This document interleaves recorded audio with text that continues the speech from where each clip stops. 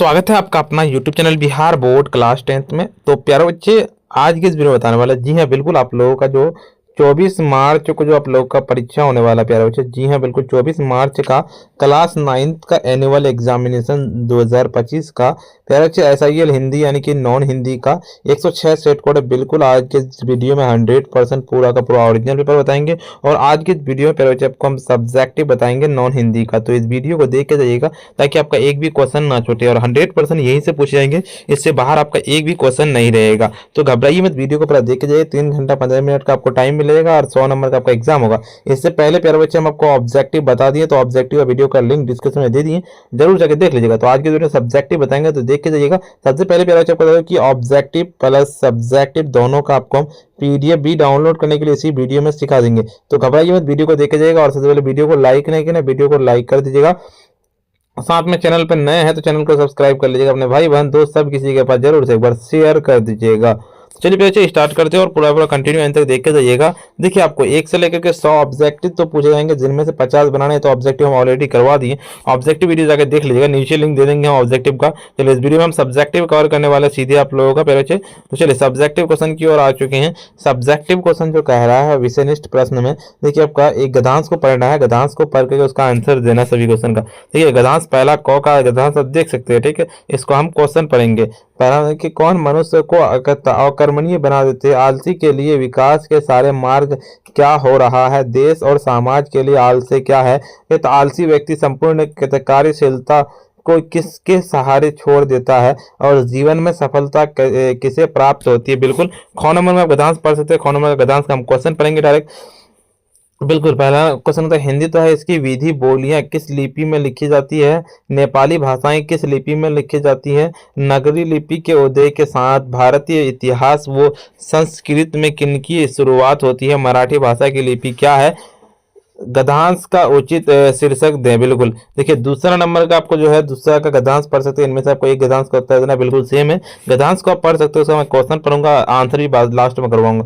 अमीरुद्दीन का जन्म कहाँ हुआ था, अमीरुद्दीन काशी में क्या था, कहता है शहनाई बजाने के लिए किसका प्रयोग होता था, शहनाई को किसके सहारे फूंका जाता है। बिल्कुल नरकट एक प्रकार की घास है, कहाँ पाई जाती है। बिल्कुल देखिए ख में भी देख सकते हैं आप, गद्यांश को पढ़ सकते हैं। उसका बाद का इसका क्वेश्चन पढ़ेंगे हम। बिरजू महाराज का जन्म कहाँ हुआ था, बिरजू महाराज क्या थे, कहता है इन्हें नृत्य की तालीम किसने दी थी, बिरजू महाराज के चाचा का क्या नाम था, बिरजू महाराज के नृत्य विद्यालय कहाँ खोला गया। बिल्कुल उसके बाद आपका आगे तीसरा नंबर क्वेश्चन कहता है कि एक विषय पर 250 से 250 शब्द में निबंध लिखना है। जैसे हमारा राज्य बिहार पे लिख सकते हैं, मुहर्रम पे लिख सकते हैं, ग्राम जीवन पे, एकता पे लिख सकते हैं, अनुशासन पे लिख सकते हैं। बिल्कुल ठीक है। चौथा नंबर तो कि अपने पठन पाठन का उल्लेख करते हुए अपने बड़े भाई के पास एक पत्र लिखें, अथवा में आप लिख सकते हैं कि बाढ़ की समस्या के बारे में 2 छात्रों के बीच होने वाले संवाद को लिखे। ठीक है। और 5वां नंबर क्वेश्चन कहता है निम्नलिखित प्रश्नों में से किन्हीं 5 प्रश्नों के उत्तर दे। 2 नंबर के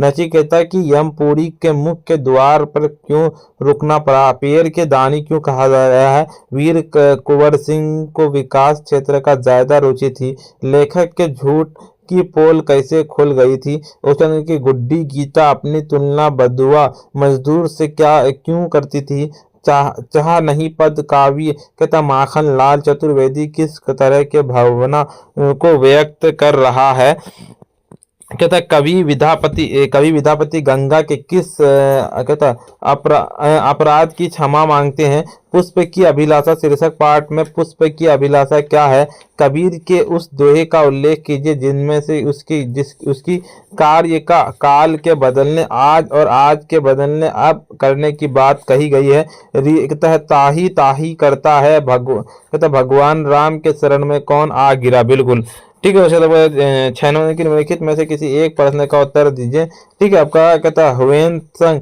के शिलभद्र के मिलन का वर्णन कीजिए, निम्न पंक्तियों का भावार्थ स्पष्ट करें। इसका भावार्थ स्पष्ट कर सकते हैं। ठीक है। चलिए सीधे इसका हम आपको आंसर बताते हैं। आंसर बताने से पहले वीडियो को लाइक नहीं किया, वीडियो को लाइक कर दिए, साथ में चैनल पर नए हैं चैनल को सब्सक्राइब कर लिए और अपने भाई बहन दोस्त सब किसी के पास वीडियो को जरूर से एक बार शेयर कर दीजिए। ठीक है।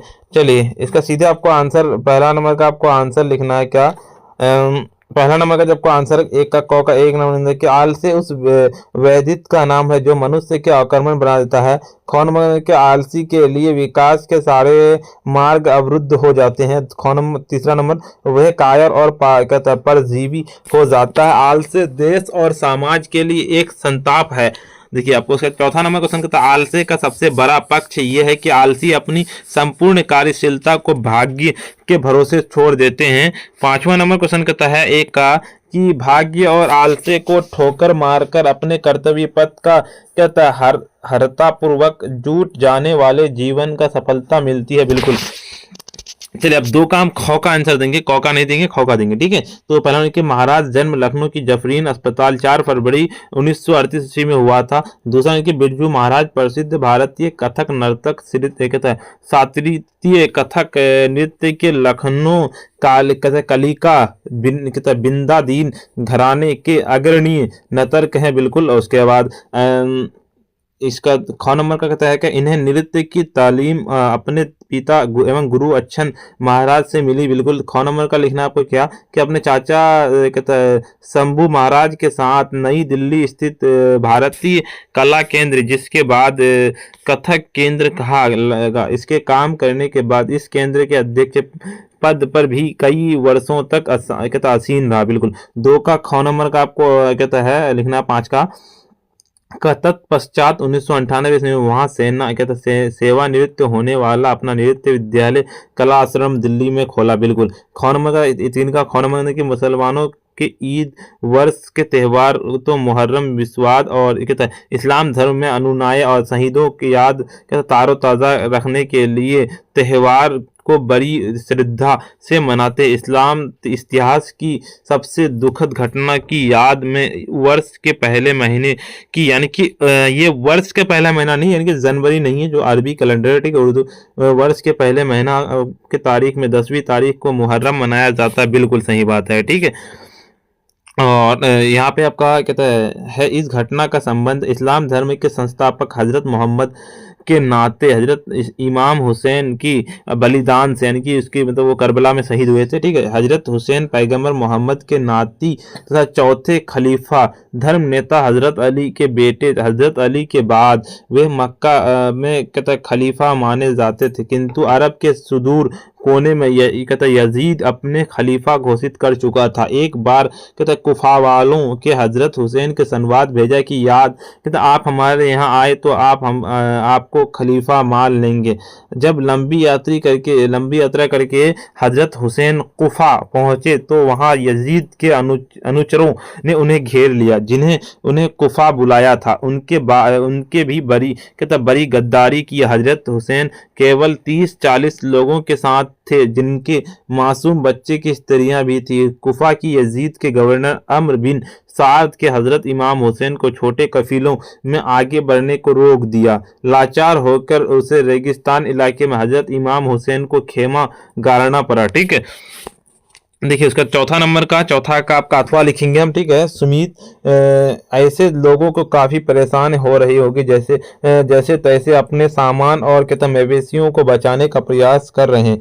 पवन। ठीक है, दो बच्चों के बीच संवाद लिखे हैं, पवन और सुमित में लिखे हम। तो सुमित पवन बाढ़ के कारण बहुत नुकसान होता है। हाँ भाई, इसमें जान माल दोनों का नुकसान होता है, खेतों का फसल भी बर्बाद हो जाता है। क्या सुमित पद सरकार को आगे आकर लोगों की मदद करनी चाहिए।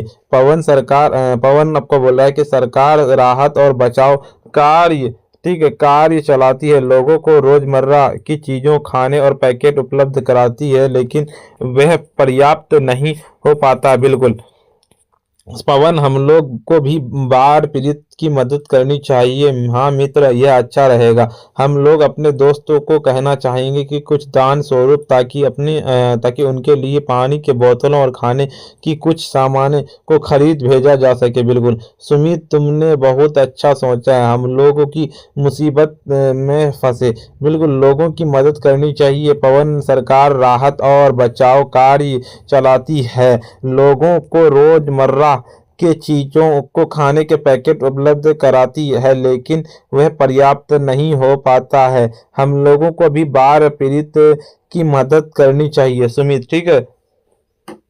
चलिए उसके बाद सुमित, और सुमित में लिखना है कि पवन, हाँ मित्र, वह यह अच्छा रहेगा। हम लोग को अपने दोस्त से कहना चाहिए कि वो कुछ दान स्वरूप दे, ताकि उनके लिए पानी की बोतलें और खाने के कुछ सामानों को खरीदारी भेजा जा सके। सुमित, तुमने बहुत अच्छा सोचा है। हम लोगों को मुसीबत से फंसे लोगों की मदद करनी चाहिए। बिल्कुल।